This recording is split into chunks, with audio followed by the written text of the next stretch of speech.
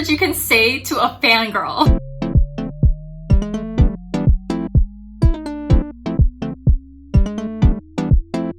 Hey guys, it's Lyd and welcome back to another episode of Lyd versus K-Drama. So I'm back with a new Korean drama to watch in post-psycho world, but more importantly, he's back. Yes, Park Bo-gum is back. I'm just gonna be real here. If you watched my last K-drama video, you already know that I watched Reply 1988 super late. Like, I just really didn't understand the hype behind Park Bo-gum until I watched 88. I honestly just thought he was just like a pretty boy who got his acting gigs through his face. And yeah, I'm sure his face helps because I mean, look at it.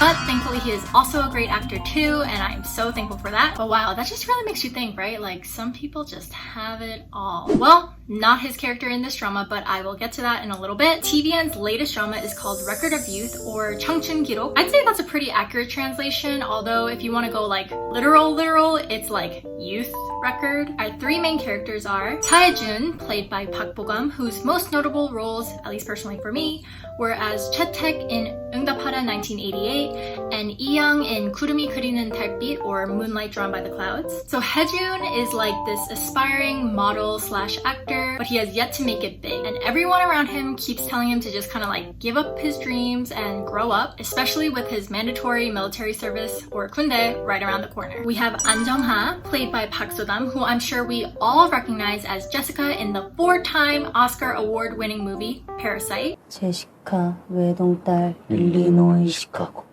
과선배는 김진모 그는 이사촌. So Jung-ha plays like this assistant makeup artist for like higher level clientele, and she is also Hae-jun's biggest fan. We also have Won Hye-oh, played by Byeon. I personally seen him as Ha-min-gyu, a side character in Search WWW, but he's had other larger supporting roles. I think this role might be his biggest role yet. Hye-oh is also an aspiring actor slash model like Hae-jun, but the biggest difference between these two is that Hye-oh is super well off and has all these different connections, whereas Hae-jun is not and does not. But that's exactly what Hye-oh struggles with. He really wants to succeed and make it based on his own hard work and his own merit. This drama airs on TVN and comes out on Netflix every Monday and Tuesday. Like, seriously, bless Netflix. They make Korean drama watching so easy. Like, anyways, I watched the first 2 episodes this past week, so here is a recap for those of you who are not planning on watching it or who haven't watched it yet but want a quick summary. Yes, that means there are going to be spoilers, so please proceed with caution. Also, before I really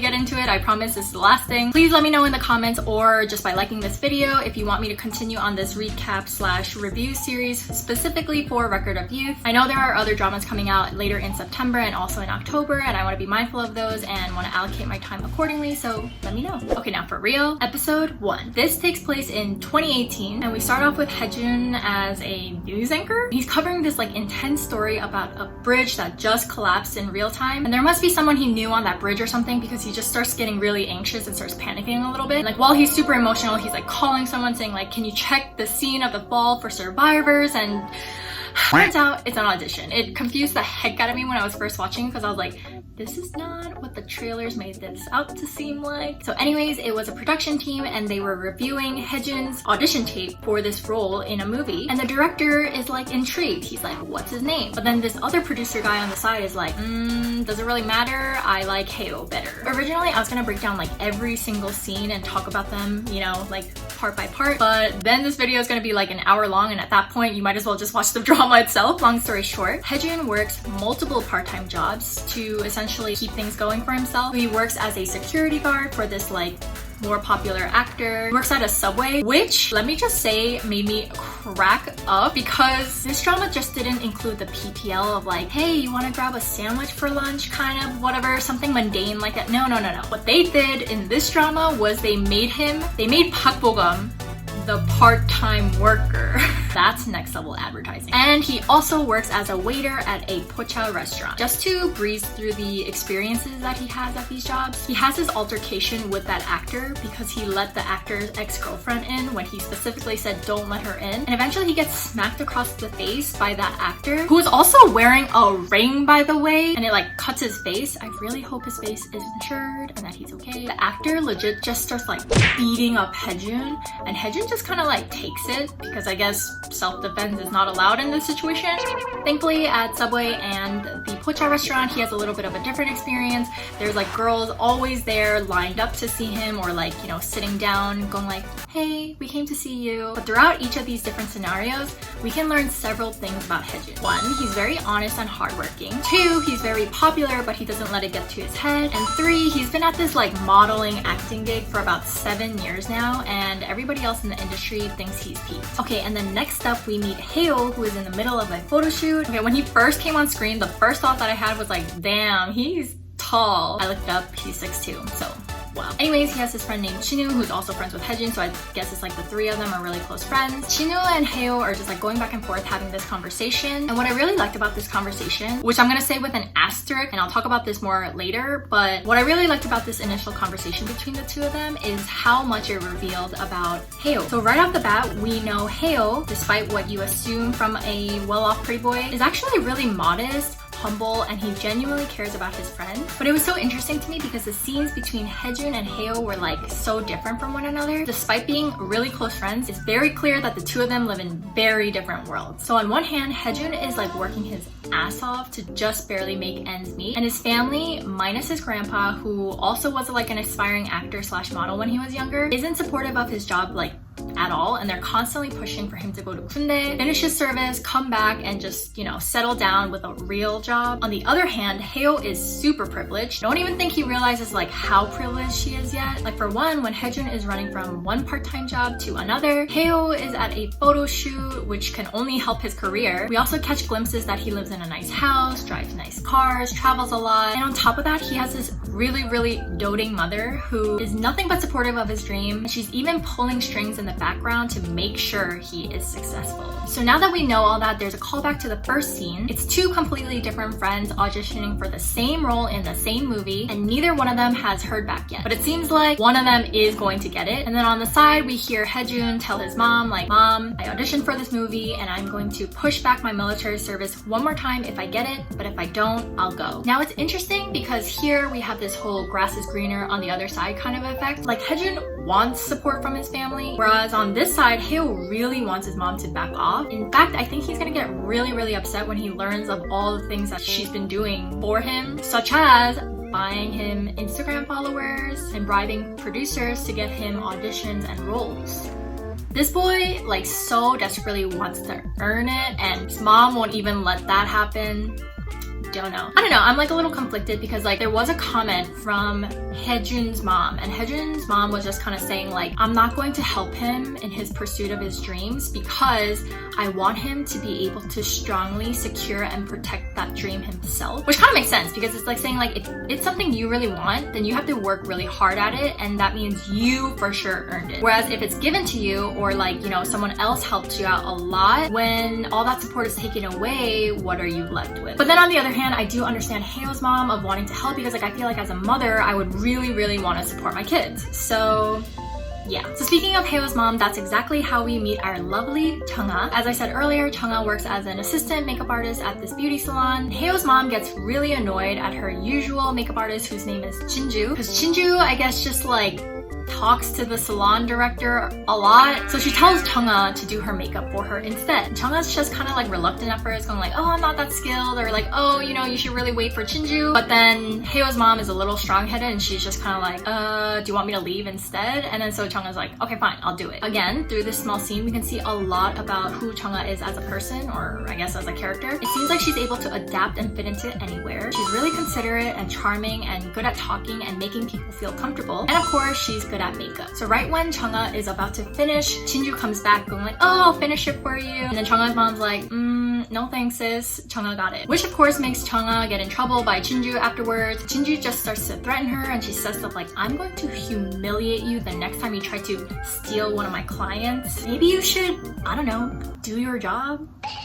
Maybe. We also see that Chungha is Haejun's biggest fan. She like enters like this Instagram folder that she has dedicated to her bias. This girl is so relatable. Am I right or am I right? But again, there is a contrast between scenes because while she's looking at pictures of Haejun, the next scene is of Haejun on a bus on his way to his next part-time job. And the reason why I like the dichotomy here is because it's like saying like, just because you're a celebrity doesn't really mean you have it all. Like what's out there in like photos and social media and all that kind of stuff is not actually a realistic portrayal of your life for the most part. Which I thought was a great point because sometimes I'm shocked when I hear about like rookie idols or actors and actresses living in like really cramped small dorms or eating ramen because they didn't have enough money for food. And that's even if they've already debuted. So it's like pretty crazy because we think like once you debut, you're automatically a celebrity and you have it all, but that's really not the way it works, especially in Korea. And to further drive the point home, Haejun argues with the most annoying ass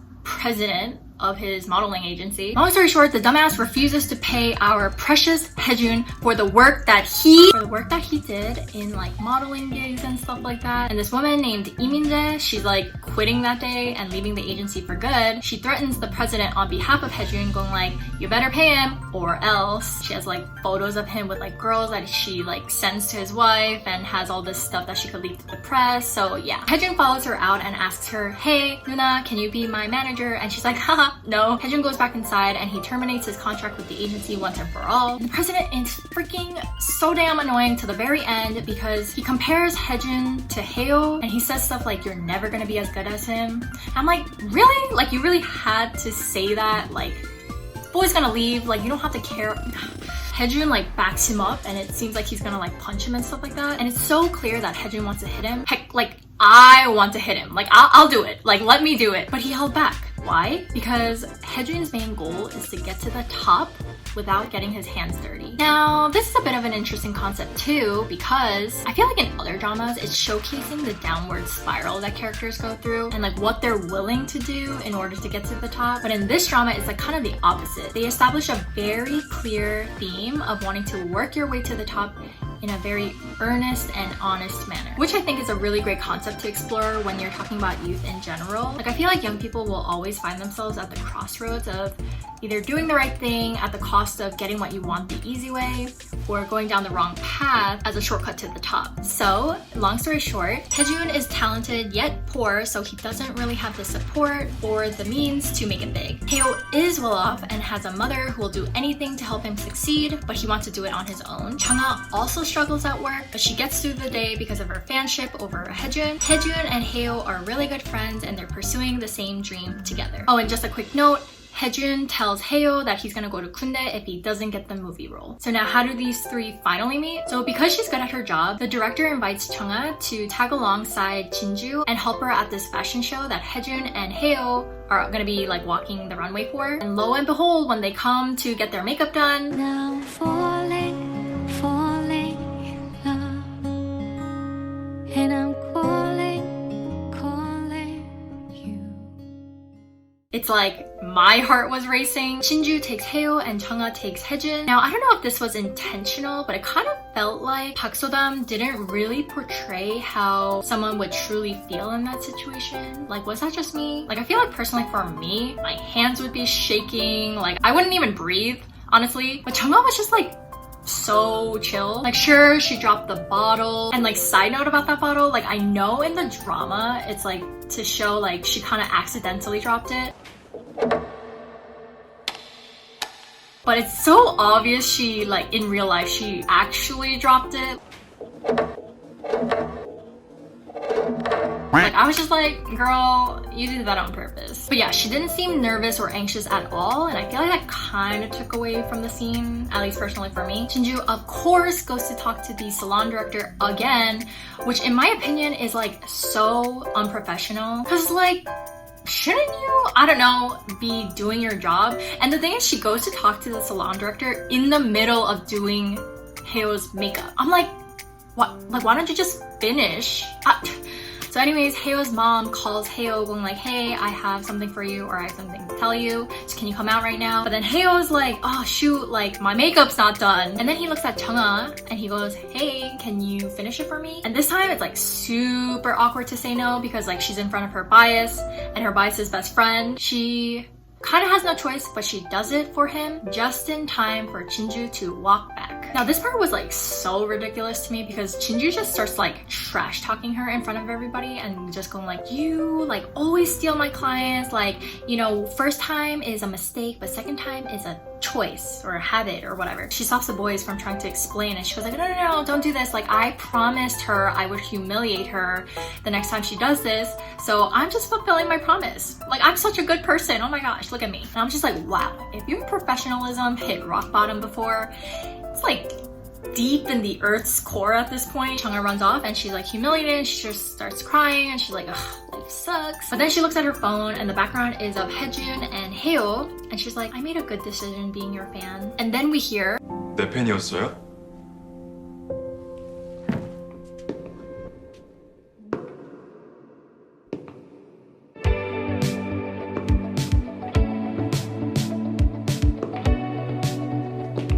나 좋아했어요?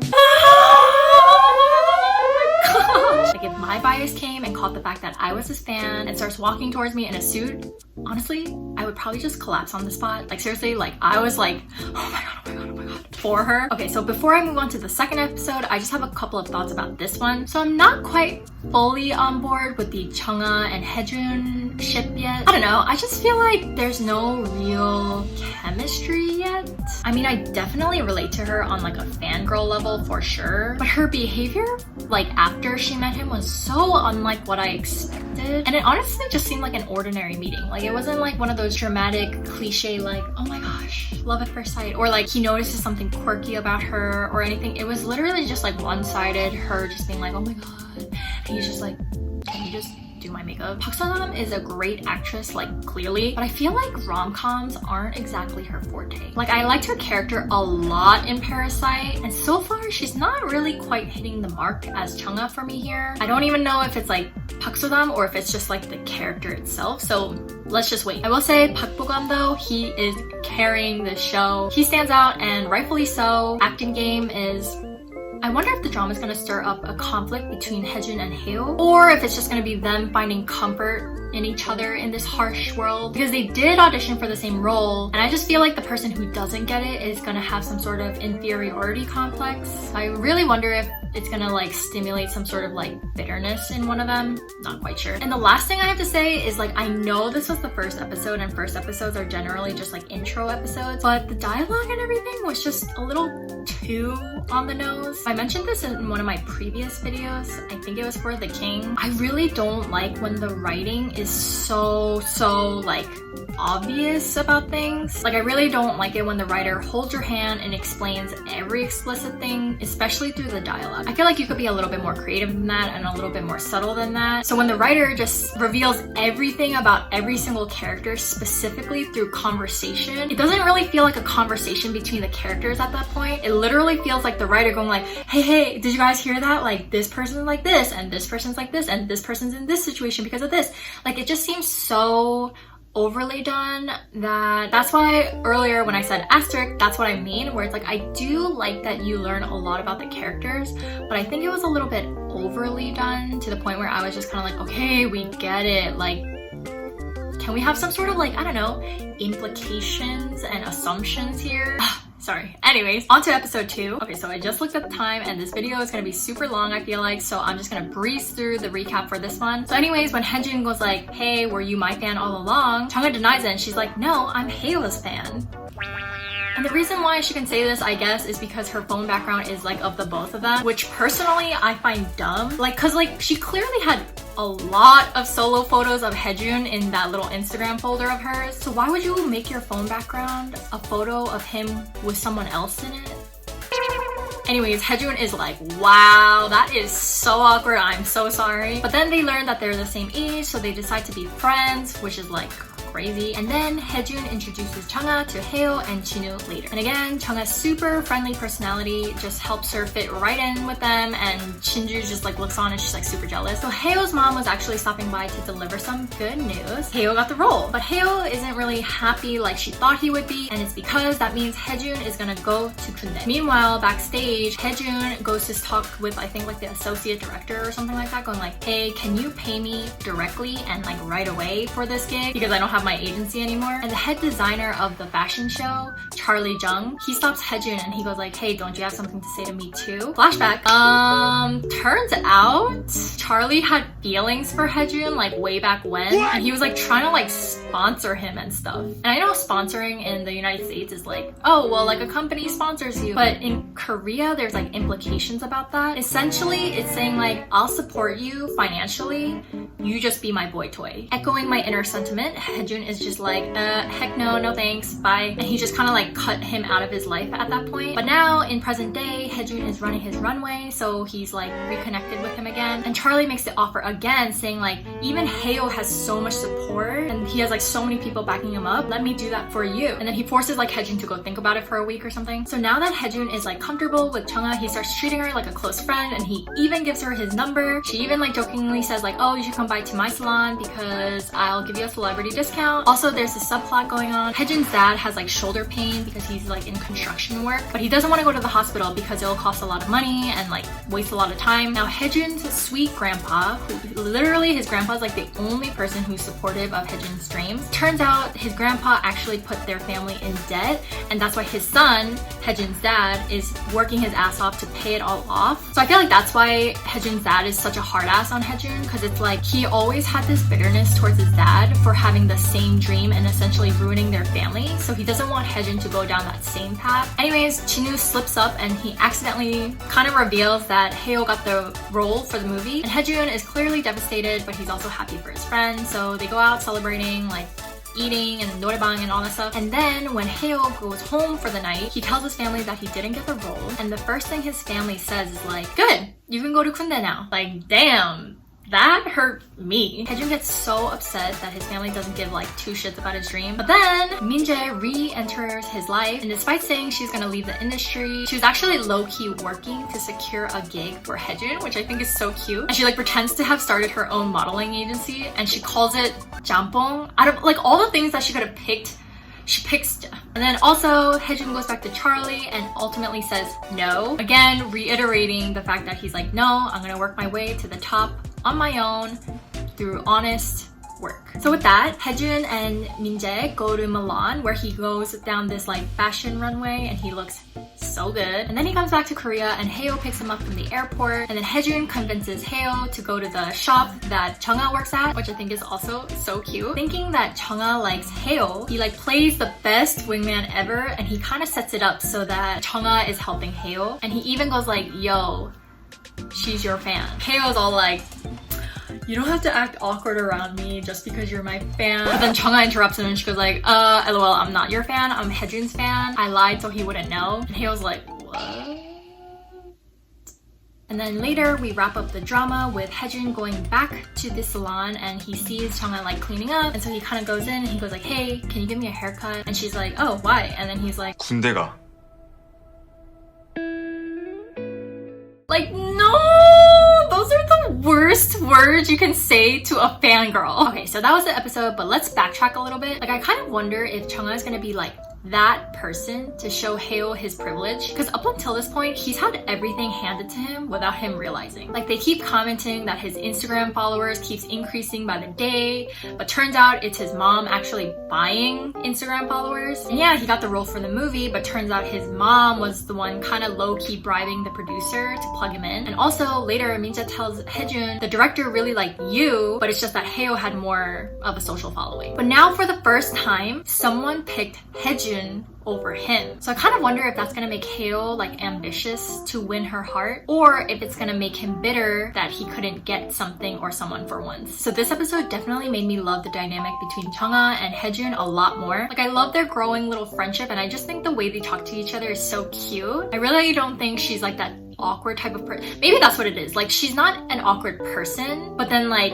she's not awkward, but then she gets awkward in front of her crush, but her awkwardness is not like conventional awkwardness. That's how I'm gonna justify it. I don't know. But also just like the way he like looks at her so like fondly and sweetly is like honestly like a fangirl's dream come true. And while I totally understand Haejun's frustration towards his family for not being supportive of his dreams, I can't relate because my parents are really supportive of mine. So thank you, Amma and Appa. But I can imagine that that feels really, really lonely to have to do that by yourself. But again, that just really means that when he does get to the top, he's gonna know that he himself built this really, really strong foundation, as opposed to the facade of a strong foundation, which is what Haeo has. I'm just patiently waiting for his reality to come crashing down. Not because I don't like him. I actually think he's like one of the sweetest characters in this show so far, but I just want more growth from him because I think he's had it way too easy. So yeah, those are just some of my thoughts. I know this is a bit of a longer video, so if you stuck it out to the very end, you are the best. Again, let me know if you want me to keep recapping and reviewing this series every single week. Otherwise, I might just leave it at this video, so let me know. I am really enjoying this show so far, and I'm very happy with the direction that we're going in right now. I'm curious to see how we'll hold that out for the next 14 episodes, but I'll stick around for it for sure. Anyways, thank you guys so much for watching, and I will see you guys next time.